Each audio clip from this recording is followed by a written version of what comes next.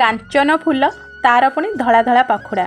चलतु ओडिया रोसई कांचन फूल पिठौ आज तैयारी करवा। से प्रथमे फूल को तोली आनी तार ग्रीन पार्ट को काढ़ीदबा, माने आमको खाली पाखुड़ा दरकार। घंटे आगु बतुरेकी रखिथिबा अरुआ चाउल कंचा लंका पियाज रसुण कोल्ला जीरा पकेइबा एवं ताकू भल भाबरे बाटी आनिबा। सेथिरे स्वाद अनुसार लुण जेतिकी राग खाई परिबे सेही हिसाब रे लंका गुंड आउ हळदी गुंड पके गोळेई दबा। तापरे धोईकी रखिथिबा कांचन फूल को पिठौरे बुड़ेकी कढ़ई रे तेल गरम करी गोटा परे गोटा नहीं रखिबा। कांचन फूल एमती पिठौ खाइबा को काहाको भल लागे निश्चय जनइबे। मु भल भाबरे जानिछि एमिति केही नथिबे जहाँ को पिठौ खाइबा को भल लागु नथिबो। दुई पार्श्व को भल भाबरे सेकी देला परे देखि परथिबे हमर रेडी हेई गला कांचन फूल पिठौ।